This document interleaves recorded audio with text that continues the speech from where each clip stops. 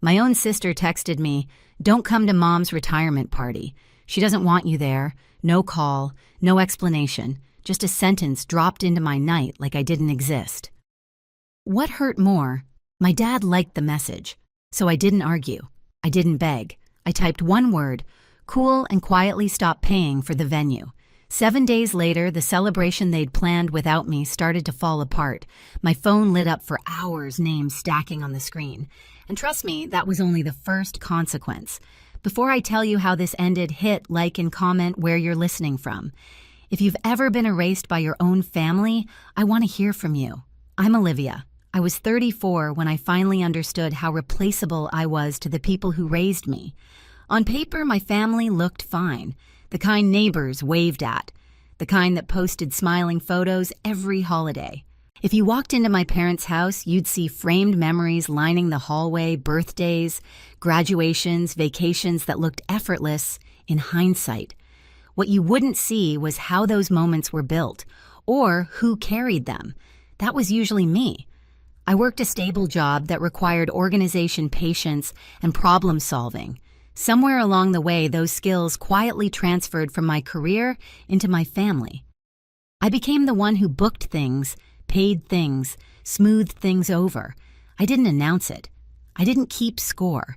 I just did it because someone had to. My mother liked things done properly. My father liked things peaceful. And my younger sister, well, she liked being celebrated. She was the loud one, the charming one, the one whose mistakes were always explained away as stress or passion or someone else's fault. Growing up, if something broke, I was asked why I wasn't more careful. If she broke it, we laughed and moved on. That dynamic never really changed. It just grew better dressed. When my mom announced she was retiring, everyone talked about how special it was. Decades of work, a milestone, a moment she deserved to enjoy. My sister talked about how big it should be. My dad talked about keeping things simple.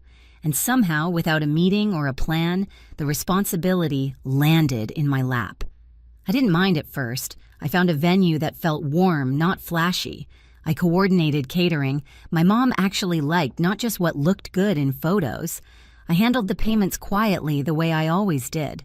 Bills were just numbers to me, problems with solutions. I didn't expect a thank you. I never really had. What I did expect was to be there. There was a photo I kept thinking about while I planned everything. It was old, slightly faded. My mom and me in the kitchen when I was little. She was laughing mid-spin, apron crooked. I was holding onto her hands, off balance, smiling like nothing could go wrong.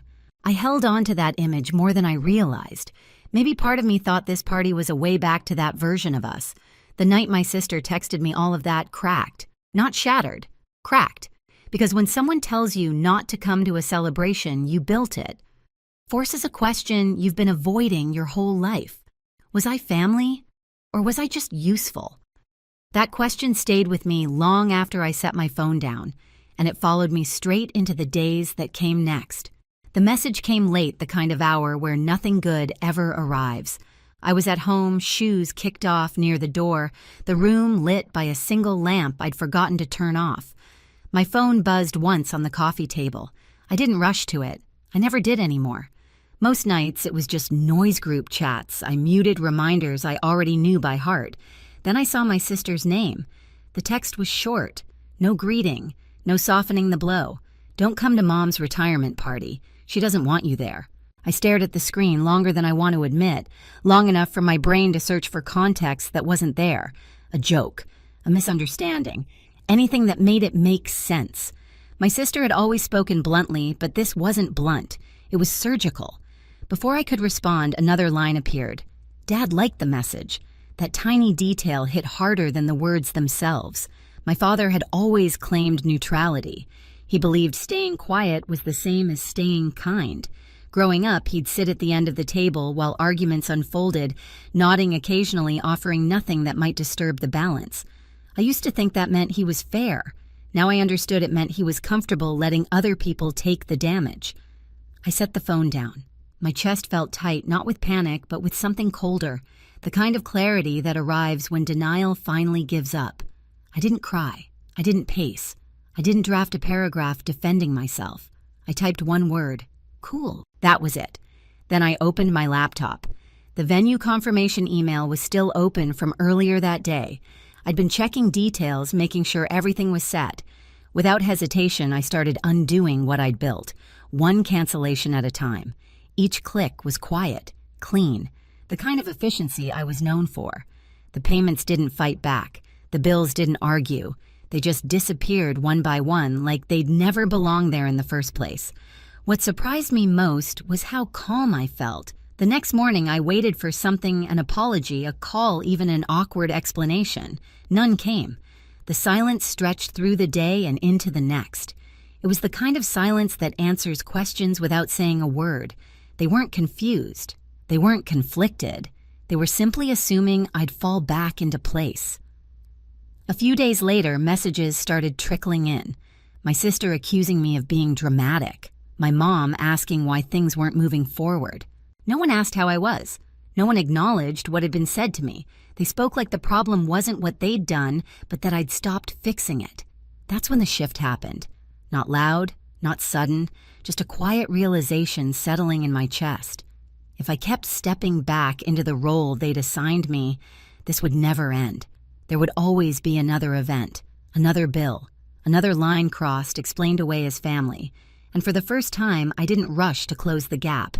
I let it stay open, because something told me this wasn't the worst thing they were going to do. And I was right. The day of the party arrived without ceremony. I woke up early out of habit, my body still wired to solve problems that were no longer mine. For a moment, I reached for my phone, then stopped. There was nothing I needed to check. No schedules to confirm, no last-minute fixes to make. Instead of driving toward my parents' house, I went in the opposite direction. I spent the morning in a quiet corner of the city, somewhere neutral, where no one knew my family name. The air felt lighter there, like I was borrowing a life that didn't expect anything from me. My phone stayed face down on the table beside me. I didn't need to look to know what was happening. I could picture it clearly. People arriving confused. My sister scrambling. My mom smiling too hard, pretending this was exactly how she wanted it. The kind of chaos that only shows up when the person who holds everything together quietly steps away. Mid-afternoon, a message came through from a cousin. No commentary, just a photo. The celebration had been moved to the garage. Folding chairs lined up unevenly. A banner drooped against the wall, the letters curling at the edges like they'd given up halfway through. Half the guests I'd personally followed up with weren't there. Probably assumed the whole thing had been canceled. My sister stood near the center holding a store-bought cake like proof she'd tried. Her expression wasn't proud. It was tight, calculating. I turned my phone off. That evening, the calls started. My sister first, her voice sharp, accusing me of ruining everything. My mom after that demanding an explanation, as if confusion had suddenly become her language. Even my dad tried once, leaving a voicemail that said a lot, without actually saying anything. No one asked why I'd been hurt. They only wanted to know why things weren't working. A few days later, my sister texted like nothing had happened. There was a family dinner planned. I should stop acting childish. Come back. Fix it. I didn't reply. Not long after, I had a work trip scheduled, just a few days out of town. Against my better judgment, I reached out to my parents and asked if they could watch my dog while I was gone. He loved their yard. I told myself it was temporary, controlled, safe. When I returned, something felt wrong immediately. No barking, no nails clicking against the floor. No familiar weight leaning against my legs. My mom opened the door alone. She wouldn't meet my eyes. "He's gone," she said. For a second, I thought she meant he'd run off, that there'd been an accident. My chest tightened. Then she added casually, "Your sister took care of it." The words didn't land right. Took care of it? How? She sighed, already irritated. She found him a new home. Someone who needed him more. That was the moment everything shifted. This wasn't about a party anymore. This wasn't about hurt feelings or misunderstandings. They hadn't just erased me. They'd crossed a line they couldn't walk back. And for the first time, I wasn't thinking about how to keep the peace. I was thinking about how to protect myself. I didn't raise my voice when my mom said it. She found him a new home. The sentence floated in the space between us like it was normal. Like it didn't rearrange something fundamental inside my chest. I asked one question. My voice sounded unfamiliar to my own ears, too steady. Did you give her permission? My mom crossed her arms, already defensive. You were away. She handled it. We didn't think you'd mind once you calmed down. Once I calmed down. That phrase had followed me my entire life. It was always used right after someone hurt me, as if my reaction was the real problem, not the act itself. I walked past her into the house. Slowly, deliberately. I wasn't there to argue. I was there to understand exactly how far they'd gone. My sister's things were still everywhere. Shoes by the door, a jacket tossed over a chair. Proof she moved through this house with complete ownership, like it belonged to her. I found my dad in the backyard. He was trimming hedges, headphones on, pretending the world couldn't reach him if he stayed busy enough. I took them off for him. Did you know? I asked. He didn't answer right away. He just stared at the grass like the right response might grow out of it. She said it was temporary, he finally muttered, that it would be better for everyone. Everyone except me. I left without another word. In my car, I sat there longer than necessary, hands on the steering wheel, breathing through something that felt like grief, mixed with rage. But underneath it all was clarity, sharp, unforgiving. They had taken something that was mine, not emotionally, legally, and they had done it because they were certain I wouldn't fight back. They were wrong. That night, I didn't call my sister. I didn't show up at her place. I didn't send messages demanding explanations. I gathered proof. Adoption paperwork, vet records, registration information, payments I'd made over the years. Everything with my name on it. Everything that showed I wasn't just emotionally attached, I was the owner. The next morning, I made one call, not to family. To someone whose job wasn't to keep the peace, but to uphold the rules everyone else assumed didn't apply inside a family. I explained the situation calmly. No dramatics, just facts. My dog was sold without my consent while I was out of town. There was a pause on the line, then a simple response. That's not a family issue. That's a legal one. Hearing that felt like oxygen. By the afternoon, things moved quickly. When officers arrived at my parents' house, my mom looked genuinely shocked, like she couldn't believe I'd involved outsiders. My dad hovered behind her, silent as ever. My sister wasn't there yet. They tried to explain before anyone asked them to. She's overreacting.